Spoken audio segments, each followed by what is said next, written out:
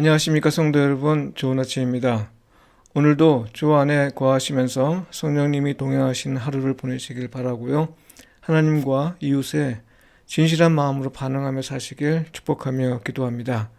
오늘 묵상 본문은 에스겔 1장 1절로 2장 1절까지의 말씀입니다. 30해 넷째 달 초닷새에 내가 그발 강가 사로잡힌 자 중에 있을 때에 하늘이 열리며 하나님의 모습이 내게 보이니 여호야긴 왕이 사로잡힌 지 5년 그달 초 닷새라. 갈대아 땅 그발 강가에서 여호와의 말씀이 부시 아들 제사장 나 에스겔에게 특별히 임하고 여호와의 권능이 내 위에 있으니라. 내가 보니 북쪽에서부터 폭풍과 큰 구름이 오는데 그 속에서 불이 번쩍번쩍하여 빛이 그 사방에 비치며 그 불 가운데 단 쇠 같은 것이 나타나 보이고 그 속에서 네 생물의 형상이 나타나는데 그들의 모양이 이러하니 그들에게 사람의 형상이 있더라. 그들에게 각각 네 얼굴과 네 날개가 있고 그들의 다리는 곧은 다리요 그들의 발바닥은 송아지 발바닥 같고 광낸 구리같이 빛나며 그 사방 날개 밑에는 각각 사람의 손이 있더라. 그 네 생물의 얼굴과 날개가 이러하니 날개는 다 서로 연하였으며 갈 때에는 돌이키지 아니하고 일제히 앞으로 곧게 행하며 그 얼굴들의 모양은 넷의 앞은 사람의 얼굴이요 넷의 오른쪽은 사자의 얼굴이요 넷의 왼쪽은 소의 얼굴이요 넷의 뒤는 독수리의 얼굴이니 그 얼굴인 그러하며 그 날개는 들어 펴서 각기 둘씩 서로 연하였고 또 둘은 몸을 가렸으며 영이 어떤 쪽으로 가면 그 생물들도 그대로 가되 돌이키지 아니하고 일제히 앞으로 곧게 행하며 또 생물들의 모양은 타는 숯불과 횃불 모양 같은데 그 불이 그 생물 사이에서 오르락 내리락 하며 그 불은 광채가 있고 그 가운데에서는 번개가 나며 그 생물들은 번개 모양같이 왕래하더라.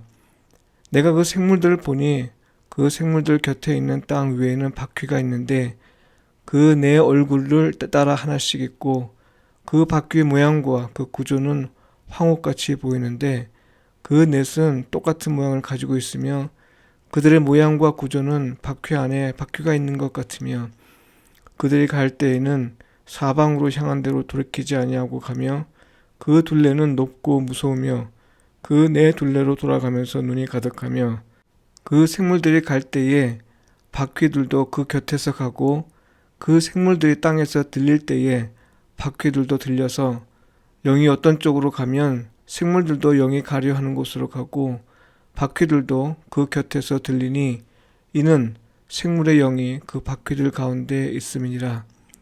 그들이 가면 이들도 가고 그들이 서면 이들도 서고 그들이 땅에서 들릴 때에는 이들도 그 곁에서 들리니 이는 생물의 영이 그 바퀴들 가운데 있음이더라.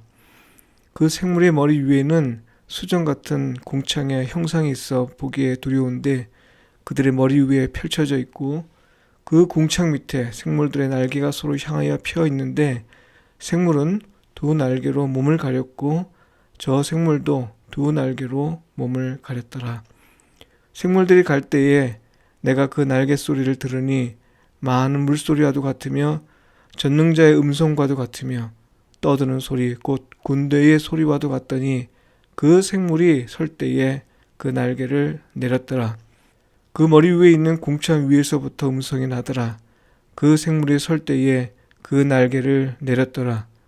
그 머리 위에 있는 궁창 위에 보좌의 형상이 있는데 그 모양이 남보석 같고 그 보좌의 형상 위에 한 형상이 있어 사람의 모양 같더라. 내가 보니 그 허리 위의 모양은 단쇠 같아서 그 속과 주위가 불 같고 내가 보니 그 허리 아래의 모양도 불 같아서 사방으로 광채가 나며 그 사방 광채의 모양은 비오는 날 구름에 있는 무지개 같으니 이는 여호와 영광의 형상의 모양이라. 내가 보고 엎드려 말씀하시는 이의 음성을 들으니라. 그가 내게 이르시되 인자야 내 발로 일어서라 내가 내게 말하리라 하시며. 이는 주님의 말씀입니다. 아멘. 그리스도인은 성령님이 이끄시는 대로 사는 사람입니다. 이 제목으로 말씀을 묵상하겠습니다. 오늘 묵상 본문은 바벨론 포로로 잡혀 있을 때 제사장 출신인 에스겔이 선지자로 부름을 받는 장면 가운데 하나입니다. 모세나 이사야 그리고 예레미야와 같은 다른 선지자들의 소명과 비교할 때 좀 유별난 부분이 있습니다. 본문 가운데 나오는 네 생물은요, 여러 해석으로 인해 오히려 더 혼란스러울 정도입니다. 이 가운데 특히 이레니우스는 신약의 네 복음서 기자들을 가리키는 상징으로 이해했는데요. 지금까지도 많은 지지를 받고 있습니다. 해석가들의 논의는 그들의 몫이고요. 우리에게 중요한 건 상징에 매이지 않고 이 말씀을 통해 말하고자 하는 것이 무엇인지 그것을 파악하는 것입니다. 관건은요, 하나님의 모습이 에스겔에게 보였고 그 후에 그분이 말씀하셨다는 겁니다. 이 과정에서 에스겔은 자기가 경험한 것을 상징으로 묘사했을 뿐인데요. 성경에서 넷이라는 숫자는 완전을 말할 때 사용됩니다. 에스겔에 40번 이상 등장하는데요. 이건 하나님의 주권이 완전함을 말하기 위함입니다. 나라가 망한 것이나 성전이 무너진 것을 두고 여러 가지 말이 많겠지만요. 이 모든 것을 포함해서 앞으로 일어날 일들이 하나님의 주권 아래 일어났고 또 일어날 일임을 의미합니다.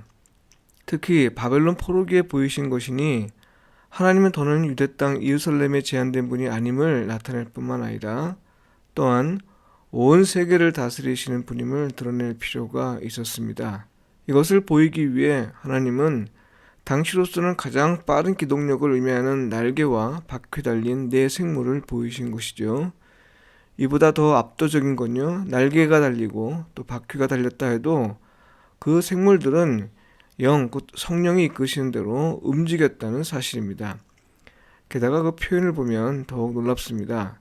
9절, 12절, 17절, 그리고 20절과 21절에 반복해서 나와 있는데요. 간단히 말하면 날개가 달렸다고 해서 자기 마음대로 비상하지 않고요. 또한 바퀴가 달렸다고 해서 자기 멋대로 달리지 않았다는 겁니다. 오히려 성령님이 이끄는 대로 움직였다는 거죠. 성령님이 가면 가고 멈추면 멈추었는데 성령님이 이끄신 대로 움직이면서요. 이 일에서 어떠한 지체도 없이 행했다는 겁니다. 성도 여러분, 기술의 발달은 문화를 바꾸고 윤리를 바꾼다고 합니다. 기술은 불가능하다고 여겼던 일들을 가능하게 만듭니다. 그래서 인간의 기술 의존도는 점점 커지고 있습니다. 기술은 우리의 문화와 윤리를 바꿀 정도로 강력한 힘을 가지고 있어서요. 심지어 우리를 지배하고 있다. 이렇게 말할 수 있을 정도입니다. 예컨대 모바일 폰에 의존해 있는 우리의 모습을 생각해 보면 될 것입니다. 우리는 이것에 적절하게 대처해야 하는데요. 그렇다고 기술 혐오자가 될 필요는 없습니다. 기술은 하나님이 주신 선물입니다. 관건은요, 어떤 기술이라도 성령님이 이끄시는 대로 움직여야 한다는 겁니다. 이게 무슨 말이에요? 철저히 하나님의 뜻이 이루어지는 데 사용되어야 한다는 거죠. 기술 의존도가 커짐에 따라 오히려 하나님의 뜻을 바꾸려 하는 건 본말이 전도된 경우입니다. 모든 문명은 번영기가 있다면 반드시 쇠퇴기가 있습니다. 어떤 문명도 영원하지 않다는 것을 우리는 역사를 통해서 잘 알고 있습니다. 문명 이후의 삶, 곧 하나님의 심판 이후의 삶을 결정하는 건요, 오늘 에스겔 선지자가 보았듯이 성령님에 의해 이끌리는 삶이냐 그렇지 않느냐 하는 겁니다. 아무리 첨단 기술이 개발되고 또 발달한 문명을 누리며 산다 해도요, 그리스도인은 이 사실을 결단코 잊지 말아야 합니다. 날개와 바퀴가 성령님의 인도를 따랐듯이 기술과 문명 역시 성령님의 인도를 따르도록 해야 합니다. 본문 가운데 우리가 주목할 것이 또 하나 있는데요. 에스겔을 선지자로 부르시면서 하나님은 당신의 모습을 보이셨으나 그것으로 끝난 것이 아니라 말씀하셨다는 겁니다. 에스겔의 해석에만 의존하게 하지 않으시고 직접 말씀하심으로써 오늘도 우리가 들을 수 있도록 하셨다는 거죠. 그래서 에스겔에게 하나님은 말씀하시는 이이십니다. 에스겔 1장 28절에 나오죠. 하나님은 볼 수 있는 분이 아니기 때문이죠. 하나님은 말씀하시는 이이십니다. 이건 무슨 말인가요? 말씀을 들어야 하고요. 또 기록된 것을 읽어야만 하나님을 만날 수 있다는 말이죠. 그리스도인은 말하는 자가 아니라 듣는 자로서의 정체성을 갖습니다. 이건 하나님과의 관계에서만 유효한 것이 아닙니다. 사람과의 관계에서도 마찬가지입니다. 말하기보다 듣는 것을 더 중시하여 남의 말을 경청하는 사람, 바로 이런 사람이 그리스도인입니다. 성도 여러분, 하나님은 사람을 통해 말씀하십니다. 그러니 사람의 말에 귀를 기울여야 합니다. 자기가 말할 위치에 있다고 말하려고만 한다거나 남의 말을 듣되 자기가 듣고 싶은 것만 듣는 태도는 그리스도인에게 바람직하지 않습니다. 하나님의 말씀하시는 이라면요, 하나님은 자연 현상을 통해, 역사를 통해, 그리고 사람을 통해 말씀하십니다. 그리고 때로는 꿈과 환상을 통해서도 말씀하십니다. 물론 말씀에 근거해서 잘 이해하고 해석해야겠죠. 말씀에 근거하지 않는 꿈과 환상은 하나님의 말씀하시는 도구가 아닙니다. 성도 여러분, 인간은 당연히 듣는 자가 되어야 합니다. 기도드리겠습니다. 주님, 우리에게 지식과 기술과 문명을 허락하셨음을 믿고 감사합니다.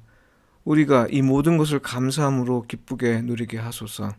그러나 이 모든 것들에 전적으로 의존하지 않게 하시고, 이 모든 것들을 하나님보다 더 신뢰하지 않게 하시고, 오직 하나님을 섬기는 데 사용할 수 있게 하소서. 오직 성령님이 이끄시는 대로 움직이는 데 사용하게 하소서. 그리하여 하나님의 영광을 보게 하시고, 주께서 영광 가운데 말씀하실 때 듣고 그 뜻을 분명히 깨닫게 하소서. 아멘.